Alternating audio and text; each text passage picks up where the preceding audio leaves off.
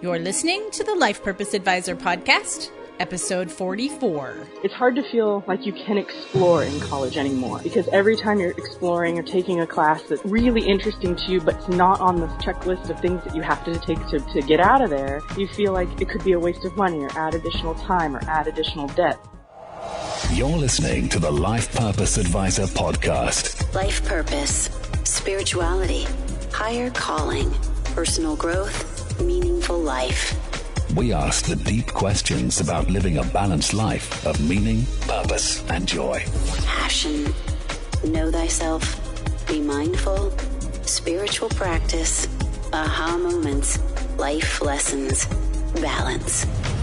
It is time to welcome your host, Angie Swartz. Hello, and thank you for joining me for another episode of the Life Purpose Advisor podcast. I wanted to let you know that you can find all the references that we make today on the show at lifepurposeadvisor.com/44. So any references to websites or information, books, etc., you can find there. So don't feel like you have to take notes the entire time. I want to also thank you for joining and keeping listening to the 44 episodes that have been out there. Your leadership and listenership is what we need to keep the show going. So thank you so much. It is my great pleasure today to bring you Michelle D. Jones. If you've been wondering about the future of higher education, this is the woman to keep your eye on. If you've got children and you're thinking about how do you mentor them into the right place for their future, Michelle is thinking about your best interest. Michelle D. Jones is a college professor who is reinventing higher education by creating a new college, the Wayfinding Academy. She is also the organizer of TEDxMtHood and part of the senior leadership team for World Domination Summit in Portland, Oregon. Michelle, I'm so excited to talk to you about what you have going on up there. Thank you very much for having me. It's a pretty exciting time. It's a very exciting time. I was really, really excited to see you here in San Diego talking about what all the exciting tasks that you have going on to form a new college. Like, who does that? Right? It's pretty crazy. Pretty much no one. It's a lot of fun. Has anybody ever done that before? Oh, yeah, sure. But it's been a many years ago. You know, most colleges and universities have been around a long time, which is partly how we got in the situation we're in right now with higher education. What do you mean with the situation? Well, originally, higher education is meant to help people to find their way and figure out what to do with their life and find their calling and their purpose. But most institutions were formed in a time that's very different than the days we live in now and have strayed quite far from that purpose, play a different role now in our society. So what we're trying to do with the Wayfinding Academy is get back to that original purpose of higher education, helping young people find their calling, find their way, and build some concrete skills along the way of doing that. Let's talk a little bit about the day in the life of a student at the Wayfinding Academy. What could they expect?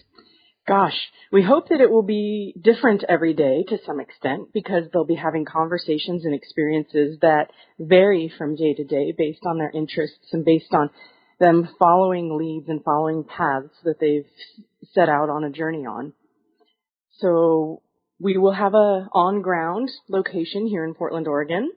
All of our students will use that as their home base, as their headquarters. They'll be there probably every day on a typical day, but they'll also be out and about in Portland. So our campus really is the city of Portland and all of the organizations here and communities here that myself and my team are connected to.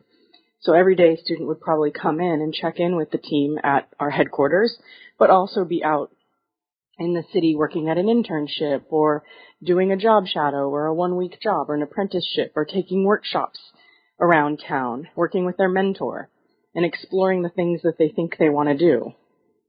I think I also heard you say one time that there might be an element of nature involved too. Oh, certainly. We live in a great place for that here in the Pacific Northwest. So I expect that a lot of us get energy and inspiration from being in nature. Now, in Portland, of course, you can't year-round. You don't want to always be out and about on walks and at the coast and so forth because of the rain, but as much as possible, we'll encourage all of our students and our staff, too, everybody, to get out and do those sorts of exploring as well. I actually think it's the grand secret that all of you Pacific Northwesterners keep, because every time I've ever been in Seattle and Washington or Oregon, it's always been absolutely phenomenally beautiful weather. Yeah. So you think we just make it up to keep people from moving here? I do. I think you don't want overpopulation to happen up there, so you just tell us that it rains all the time. Well, I can't reveal our secrets. So you're forming this new college, and what does it take to get that started? I think that the important thing that we want to tell those that are listening is that you're fundraising right now. Yes.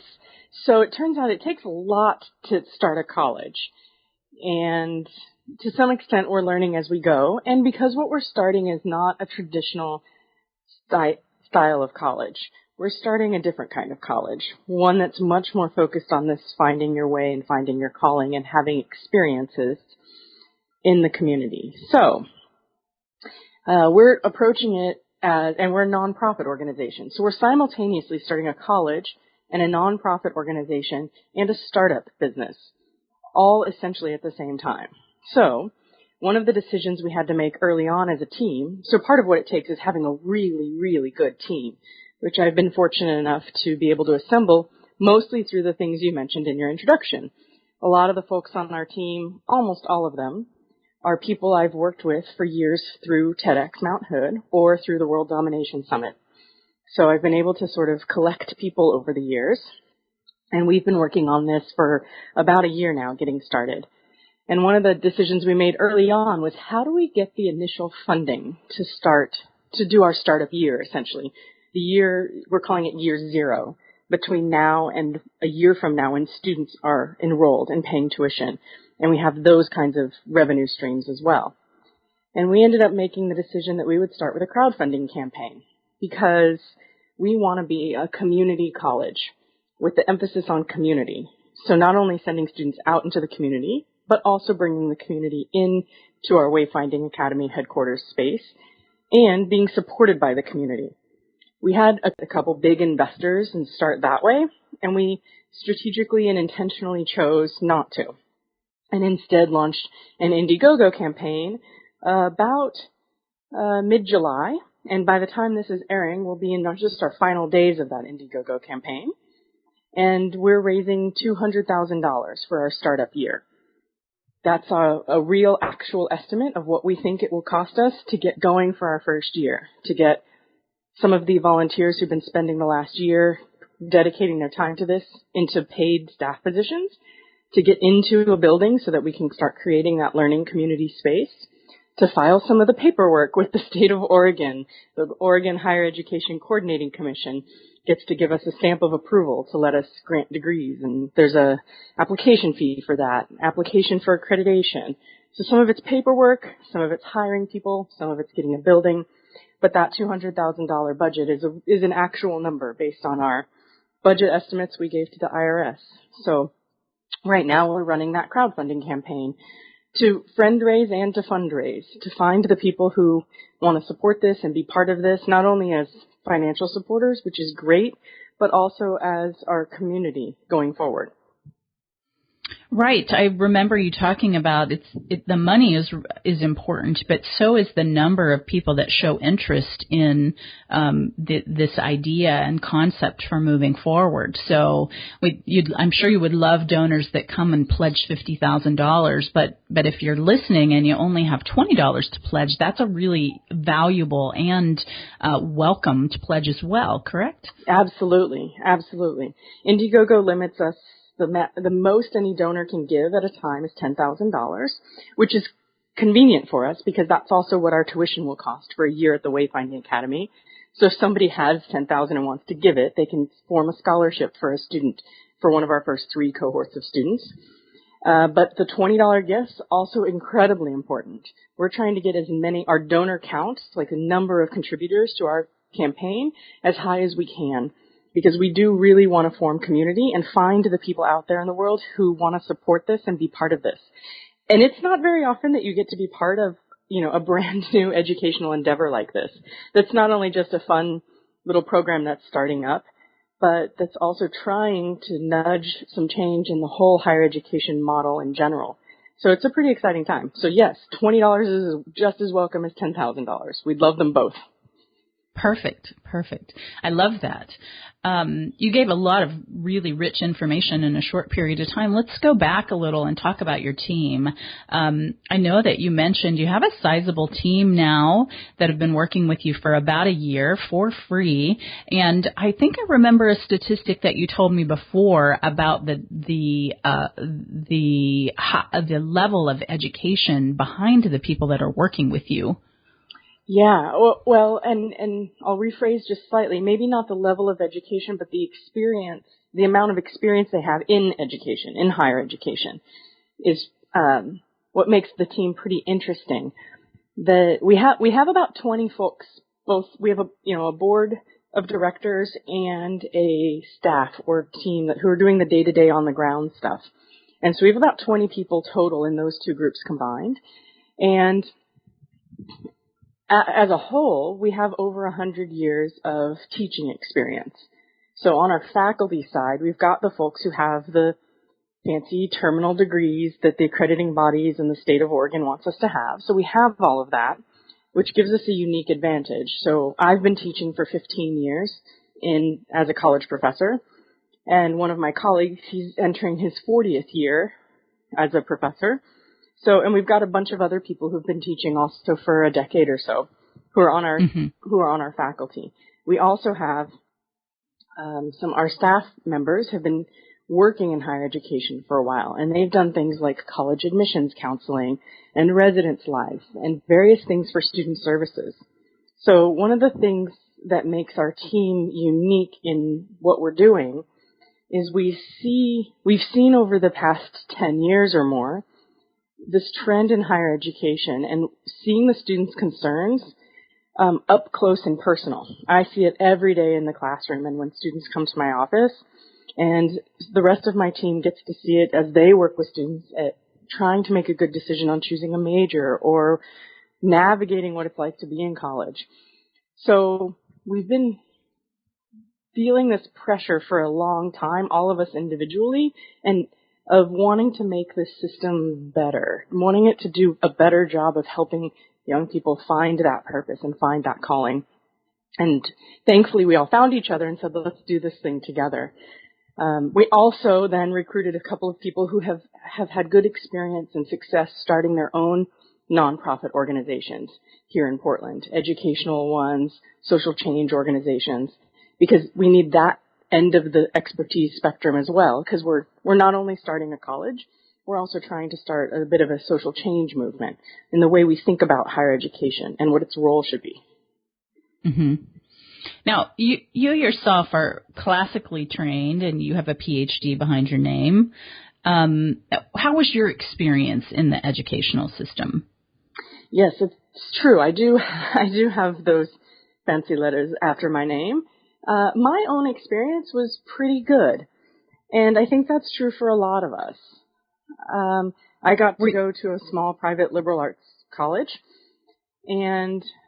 but like most young people, I chose it in sort of a haphazard way. I think that's how a lot of young people do it these days. I picked my college because the guy I was dating in junior year of high school, which is when you sort of choose where you're applying, this is where he was applying. So that's where I applied.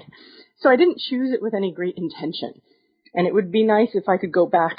I may have chosen the same place, but I would have chosen it with a lot more intention and understanding of why I was choosing it. And then and we all know that you're married to him now, right? The guy that you. Of course not. No. And as happens when we're young, we change our minds a lot. And I got there and I thought, I want to major in this. And then after one semester, changed my mind. And then the next semester, I thought, no, I'm going to major in this. And then I changed my mind.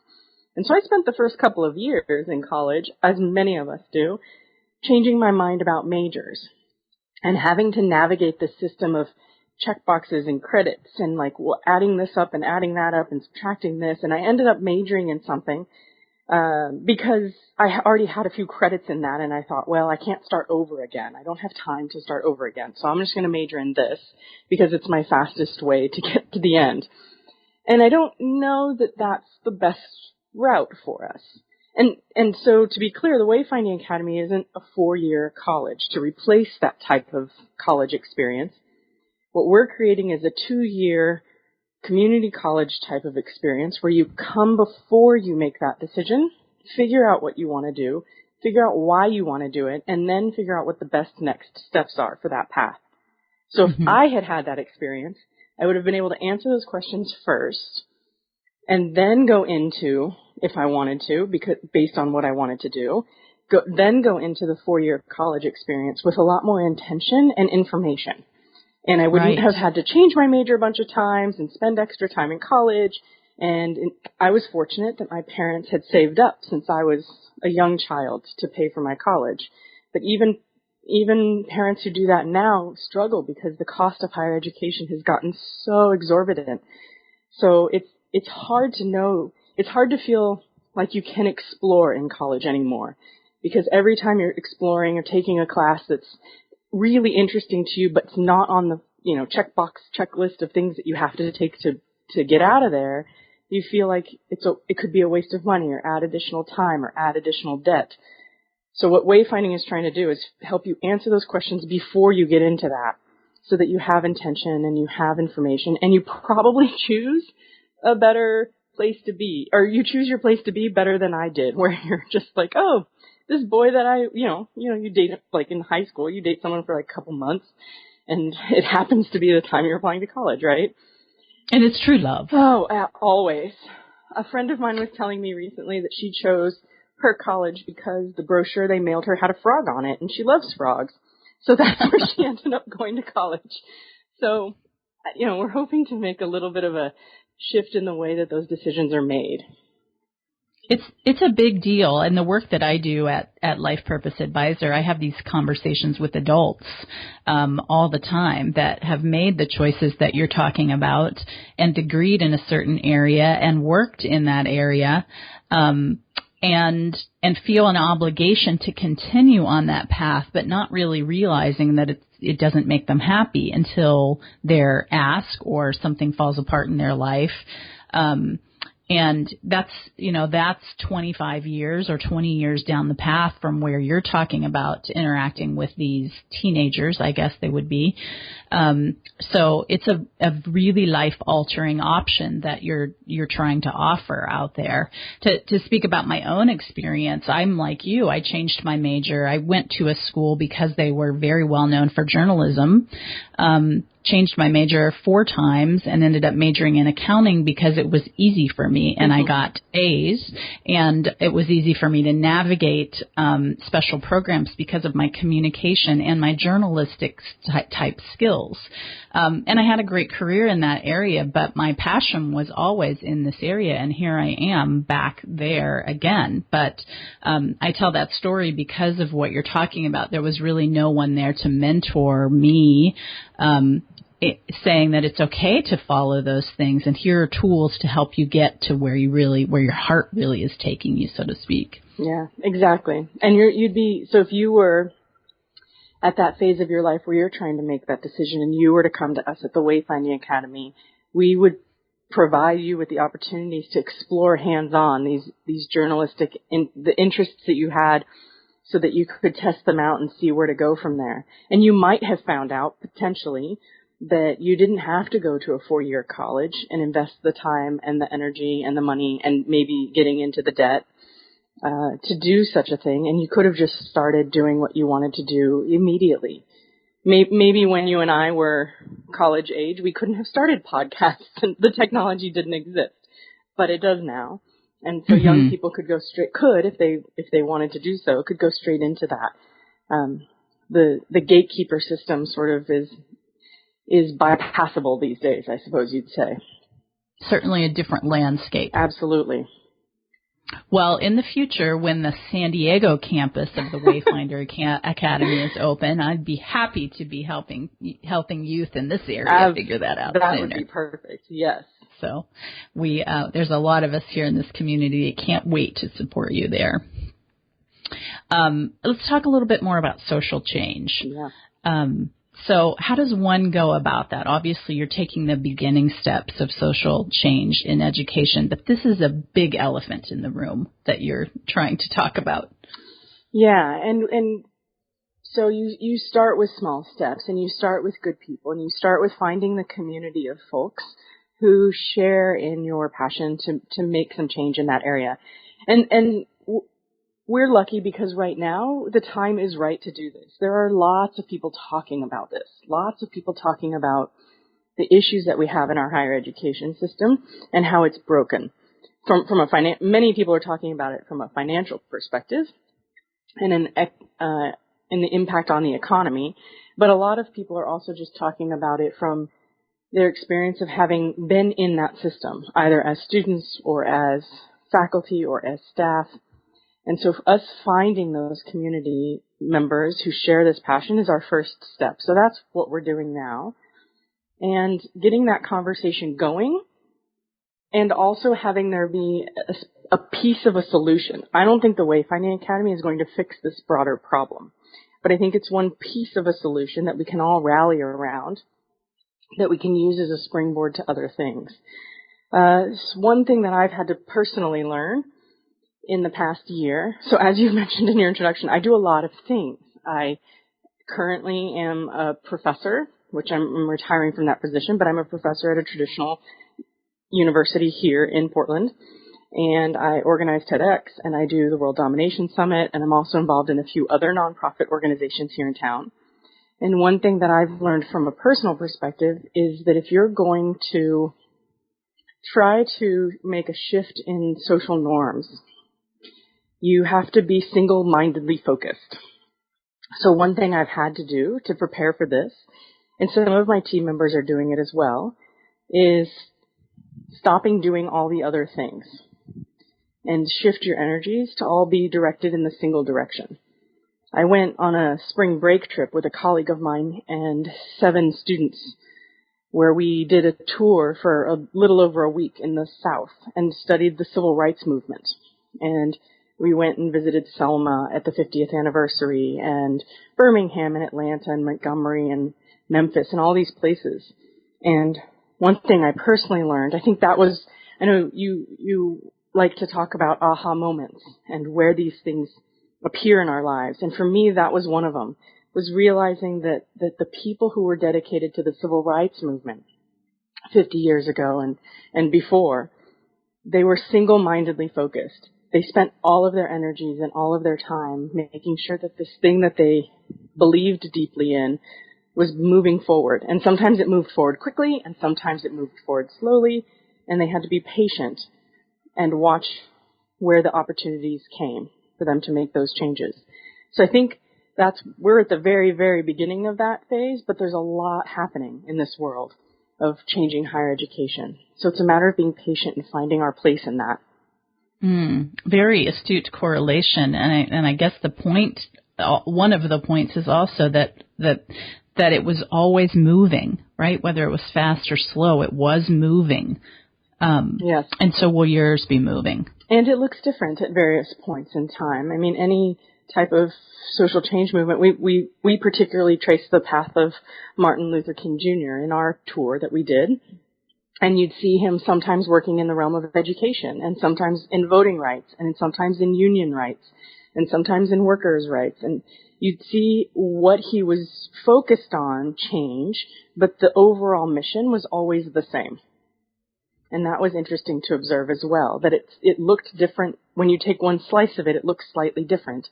But as a whole, it all comes together. Very, very interesting observation that you have to be very focused in the area that you're going to be working in, and that you're going to be have to give up some other things. But do you think that all these things were preparing you for this moment? Absolutely. No question.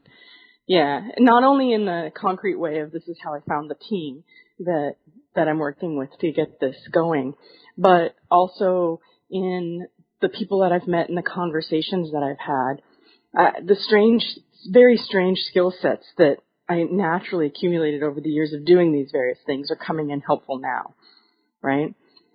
Because as a TEDx organizer, you are always looking for change makers in your community to give them a platform and a stage to share their message. And what's interesting for me is being on the other side of that now some of those TEDx speakers, we have, I think it's 93 alumni TEDx speakers from our event for the past 5 years. And they're now coming to me and saying, you know, hey, you're now joining us as this change maker in our community. How do we support you? And I didn't expect that. It's humbling and it's honoring, and it's an interesting role to be in. And yes, all of the things that I've done, teaching, but also with TEDx and with the World Domination Summit, has set me up well to be doing what I'm doing now. And you must be experiencing that same thing with the people that you've met through World Domination Summit. Absolutely, of course. Yeah, all of and that plays out in a slightly different way because WDSers come from all around the world. And one of the interesting questions our team had when we started Wayfinding Academy is, we're starting a physical location in Portland. Will people in other parts of the world want to support this, be interested in this? It's not going to be physically in their community, at least not yet, but will they want to be on board with this? And so my TEDx community is all locals, all of it. But with WDS, it's people from around the world. And that's been empowering and amazing to see as well, is that, yes, people around the world, even people who live in different countries. So we're focused on changing higher education in the United States. But even people who live in different countries can still connect with this cause and with this mission and want to support it. So most of our support right now, for example, on our Indiegogo campaign, is those financial contributions. Most of them at this point are coming from people who do not live in Portland, many of whom we've met and gotten connected to through the WDS community or the extended WDS community. And that's pretty amazing as well. And we heard at WDS 2015, which I attended for the first time this year, we heard Jeremy Cowart's amazing story of not being able to find his place and being told he was not smart enough to be successful in his younger years, and to grow, shortening his story, not doing it justice, but and growing to be one of the world's most renowned photographers, doing great charity work in places like Haiti and other countries, and also photographing people like Taylor Swift, who's probably spent time with you and would be more than welcome or willing to support you in this endeavor that you're making. Yes, absolutely. And the WDS speaker community has been incredible as well. Numerous of them have been in touch and shared what we're doing with their networks as well. So, of course. But wouldn't that be amazing if you were a student at the Wayfinding Academy and you were interested in a photography career from a charitable standpoint, and you got to have a conversation with Jeremy about what that's like? Yep. Oh my goodness, how amazing would that be? Absolutely. That's life changing. Absolutely. And I think a lot of the mentors that we have for our students for Wayfinding will come from the WDS community. One of the things I did when I announced it at WDS about a month ago was invited that community to contact us and let us know if they wanted to offer a workshop or be a mentor or offer a unique type of experience for a student who's interested in what they happen to do. And we've gotten so many responses, because I think a lot of us know that if we had that kind of support, if we had somebody like Jeremy Cowart who had to figure it out himself and who knows what it feels like to be in that spot of searching and exploring and wanting someone to help you and mentor you and say, it's great, it's cool, it's awesome to do the thing you love doing. You don't have to follow the path everybody else does. He would have been so grateful. And so people like him would be thrilled to mentor young people as they go through that process as well. So yes, I think in that way, the WDS community is going to provide some incredible mentorship and experience opportunities. Wow. We just have to take a moment to think about the magnitude of the change that can happen just from that in itself. Like really, really crazy big.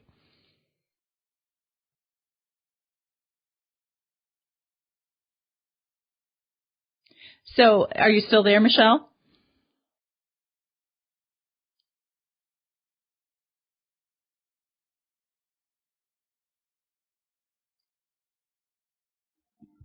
Hello? Michelle? I lost you for a minute. Am I back now? Yeah. Okay. Sorry, I don't know what happened there. Okay, let's see. Where were we? Let me just write down what time it is here. It's 29:15.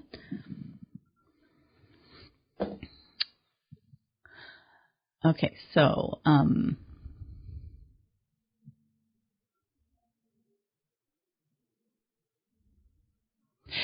let me just ask you, why do you think we've lost our way with that so much, with joy and choosing the things that we love? So we're on this track of doing things to make money, let's become an accountant, a lawyer, a doctor. It doesn't seem like, at least in our generation, I might be a little older than you, but in the past generations that we've been on that, okay, what really makes us happy, and let's go for that. Yeah, I agree with you. And I think part of it is the vast change that we're going through right now as a society, with so much technological innovations and things becoming very global and very interconnected. To some extent, as societies and as systems, like higher education systems and what have you, we're trying to navigate how do we reinvent ourselves to be able to accomplish the goals and the needs of the generations ahead. And I don't know that we're keeping up as well as we need to. And to some extent, as parents, and I am not a parent, I should say, but I talk with parents all of the time, and I'm always hearing from students about things that their parents are saying to them. And I know that as parents who were in a different generation and who are in a different set of expectations and societal norms and technology, they want the best for their kids. They want to make sure that they're going to be successful and do what they need to do. And for a very long time, the message has been, your best bet is to go to college. And so these expectations pile on and pile on and pile on. And the statistics still show that going to college is better than not going, right? In terms of your earning power and all of those kinds of things. But it's a cycle that we get trapped in because a lot of people who go don't finish. And now you've gone, you have a lot of debt, you don't actually get the degree at the end, and now you're treated like you've somehow failed because you did the thing you were supposed to do, and you didn't succeed at it, you didn't finish at it, and so now you're treated in a different sort of way. And so I think it's a piling on of expectations to the point where high school counselors who are charged with the mission of helping young people figure out what to do after high school no longer ask, what are you interested in? What are you passionate about? What do you think you want to do next? What are your options? What are your choices? But instead they ask, where are you going to college? As if that's the only option. And I think that closes a lot of question doors for young people that should remain open longer. And as a result, we end up taking the path that everybody tells us and believes to be the best, safest path forward to make sure that we have a chance of success. And that path doesn't work for everybody. But many of us take it because that we feel like that's the path to success is the messaging that we're getting. And so we find ourselves, as you mentioned, studying accounting, even though we don't really like that. But we know we can get a job doing that when we're done. And then sometimes we spend 20 years doing that and still aren't happy, but now we had no choice because we've invested the time and maybe we have debt to pay off and so forth. So I think at least a piece of the solution is to change those questions we ask when we're making these decisions in our lives. And so instead of asking young people, where are you going to college, asking them, what do you want to do with your life? What do you want to contribute to the world? And how do we get you there from here is probably a better set of questions. It's interesting just listening to you talk and thinking about how as a culture, we just really want to get to order as fast as possible. We're not very comfortable with chaos when, in fact, allowing that chaos to kind of be with it for a while might take us in a direction that is something more beautiful than we can imagine for ourselves. Absolutely. Absolutely. The chaos thing, I think, is a huge one. It does make most of us uncomfortable. And there's some pressure to do things quickly, right? To take the most streamlined, efficient path somewhere, as opposed to spending that time to explore and sit with the chaos and be patient. When, through trial and error, find the things that you really are passionate about and interested in and skill sets that you have.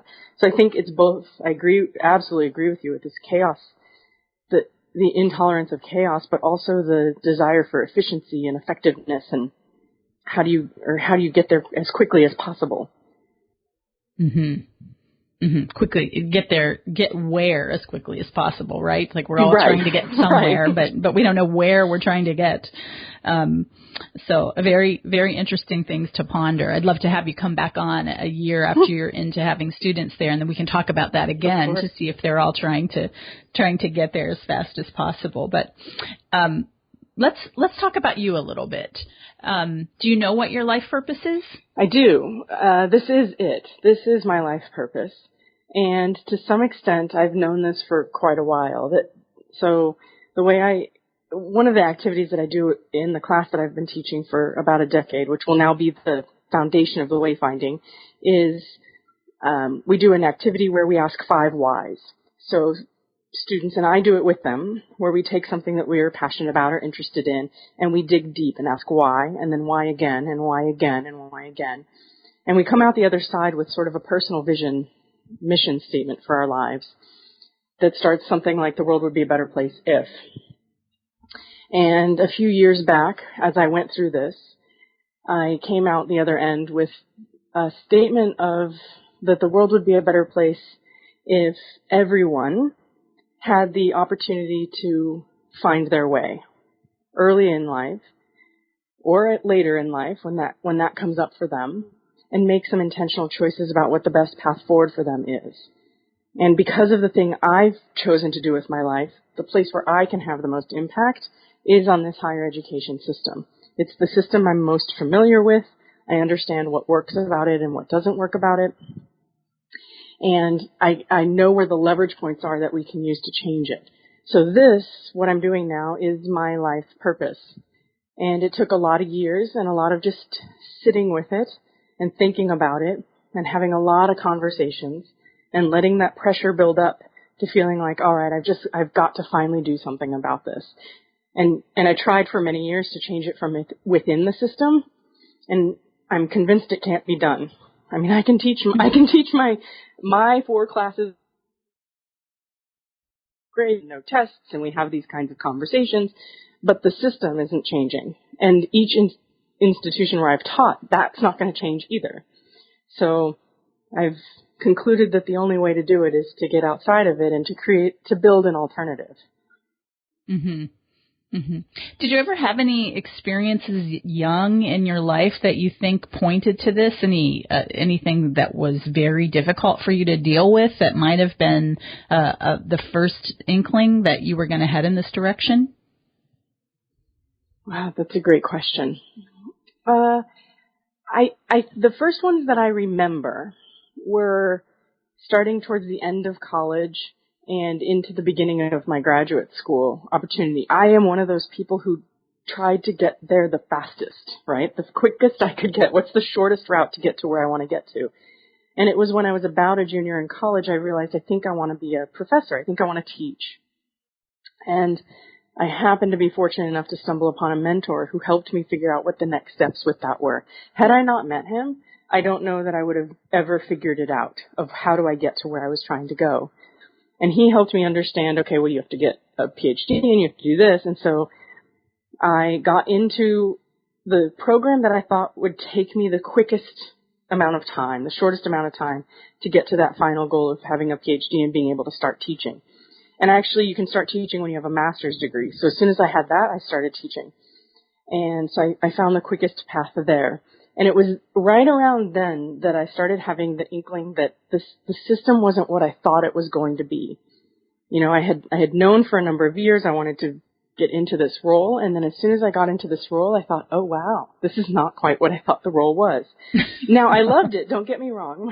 The first class I ever taught, I think I was 24 years old.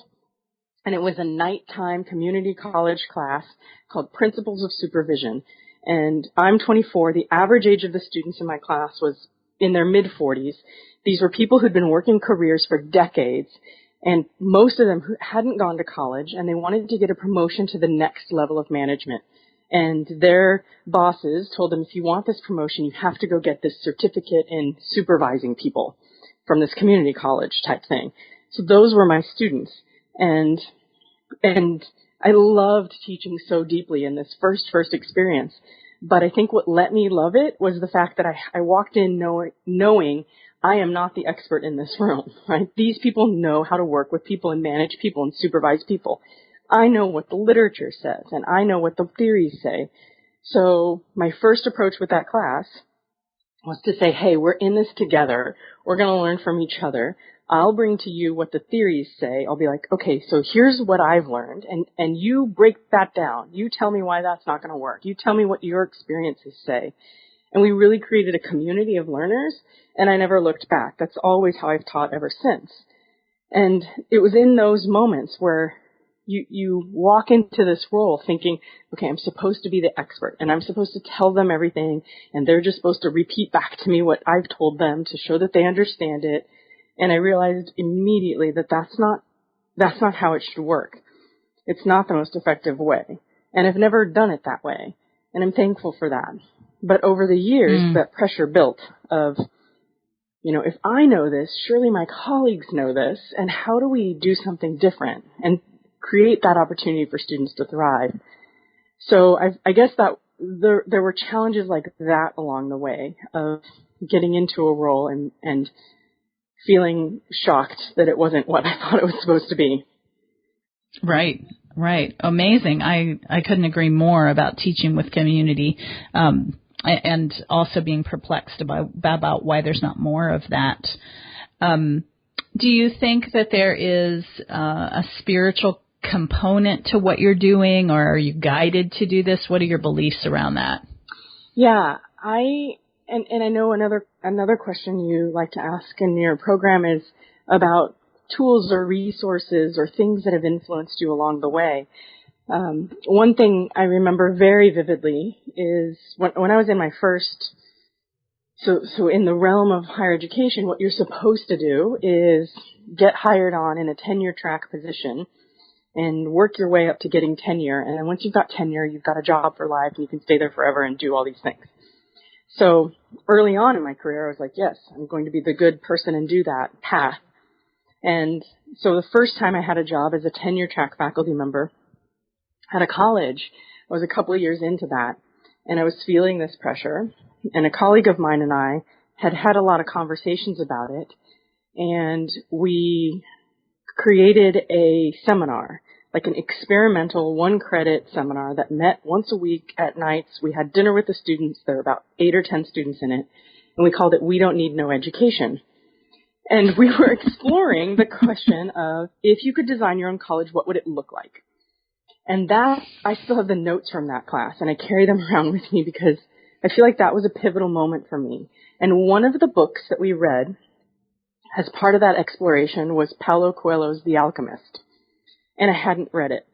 And I guess I was almost 30 at the time and hadn't read it. And I thought, and since I read it that one time, I've read it over and over and over and over. And I get something different out of it every time. But I feel like that perspective he presents. Have you read The Alchemist?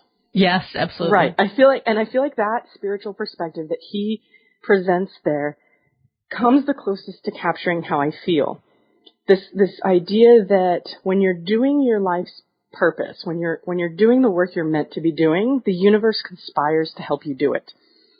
And our role is to find our life's purpose and to start on that path and then let the universe conspire to help us get there.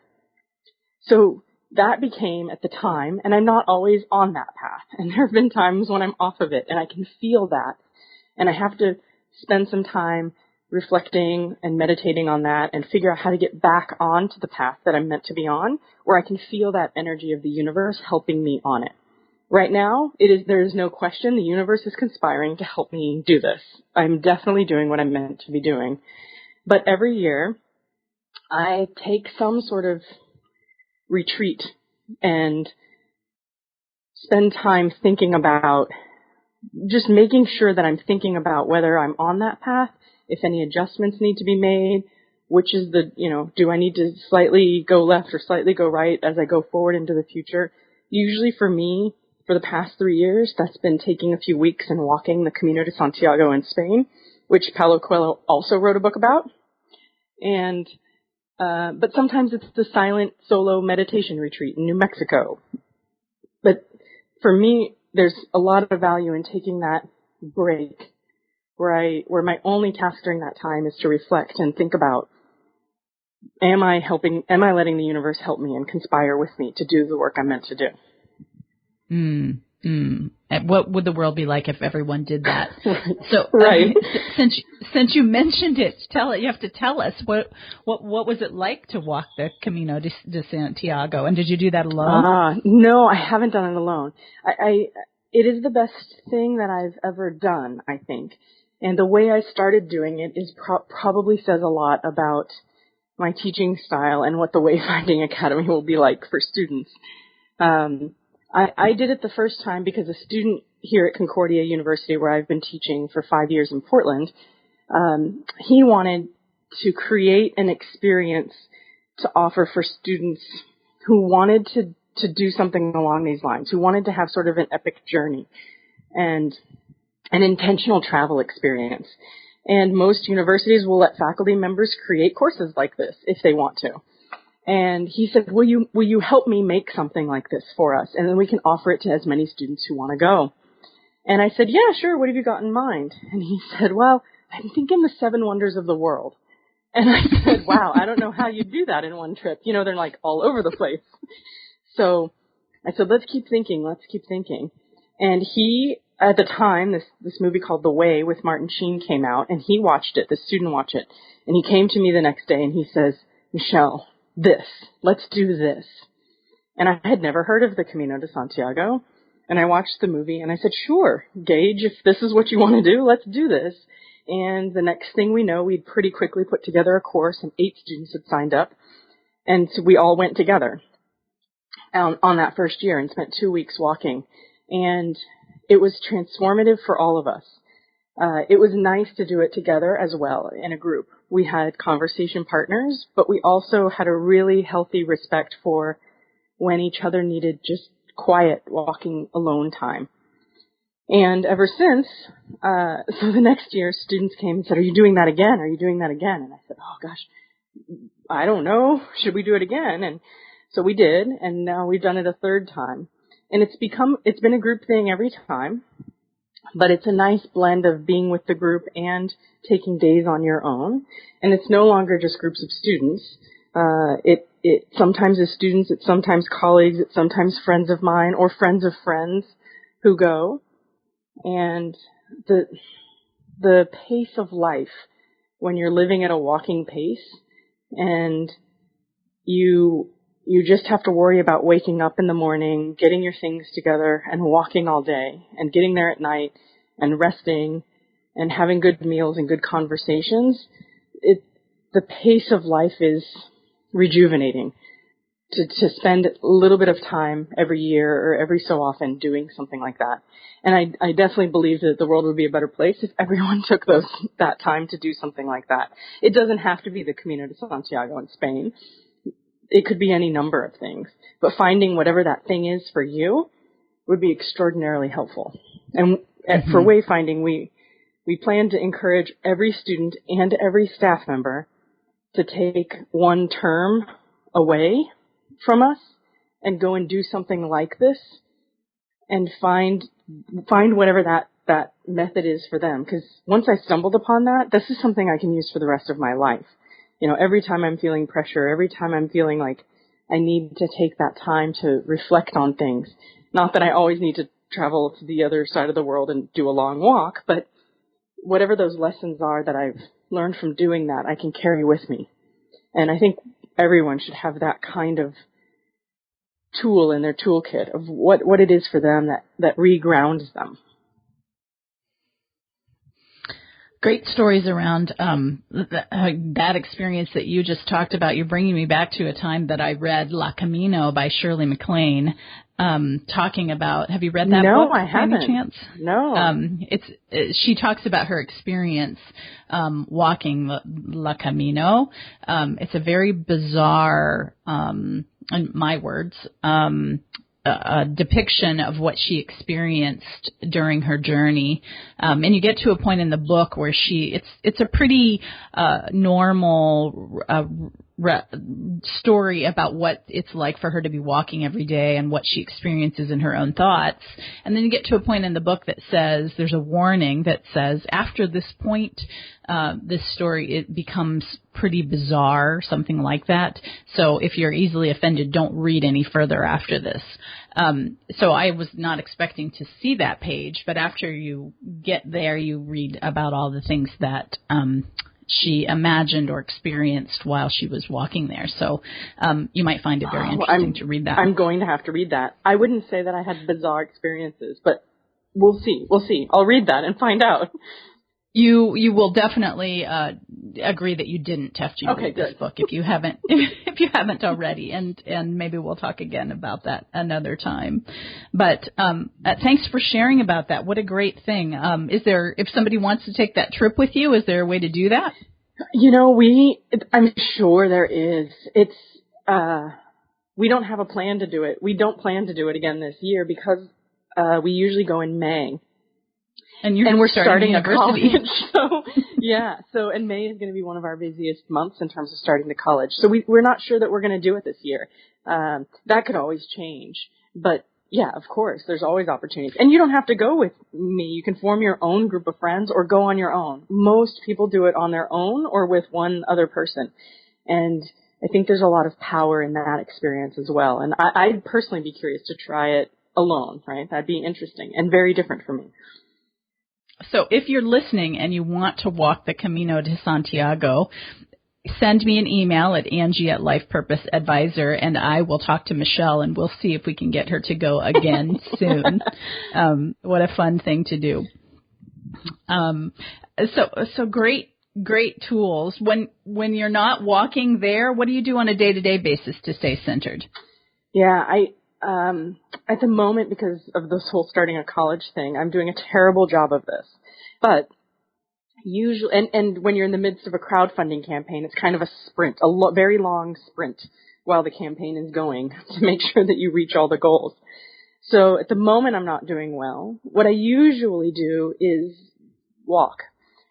That's my preferred way of grounding myself on a day-to-day basis. Sometimes I'll make sure that my schedule enables me to, if I'm meeting someone for lunch, for example, to be able to walk to meet them for lunch, or walk to the grocery store, or walk to a coffee shop.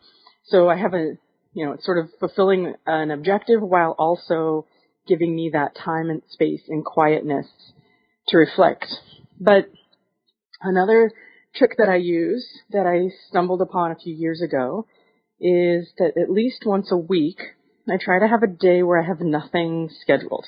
I don't have anywhere I have to be, so that I can, if I want to, I can spend the entire day in my pajamas at home, sort of following the flow of work, of things that need to be done, waking up in the morning and doing the first things that feel like the most urgent things, and then continuing on and flowing through the day in a natural pace, as opposed to hurrying to get to the next thing. So for me, that seems to be a really good technique. And I know a few other people who have adopted it over the past few years, and they find it useful too. Just having a day with nothing scheduled. It sounds simple, but it's really hard to actually accomplish for most of us. Mm-hmm. Mm-hmm. I love that concept as well. May I ask you a lightning round of yes or no short answer questions? Yes. Do you think passion and purpose are the same things? No. Do you think everyone has a life purpose? Yes. On a scale of 1 to 10, 10 being high, how important is following your joy and igniting your life purpose? Well, I have to go with 10 on that. I'm surprised you didn't say 20. Did you ever quit your job to follow your purpose? We know you're about to. Do you think somebody needs to quit? Yes, I've done it. I've actually done it several times. I'm doing it now. No, I don't think they need to quit. Okay. What brings you great, great joy? Oh, helping other people find and accomplish their purpose. If you unexpectedly amassed a good-sized fortune, what would you do differently? Not run a crowdfunding campaign. No. No, I would probably still do that. Not a whole lot. I would probably be able to better fund other people's purposes and passion projects, which is something I can't do right now and would like to be able to do. I think you might be my sister or something over there. These could be my answers. So just tell me, and getting ready to close, what should listeners learn from your life? Wow.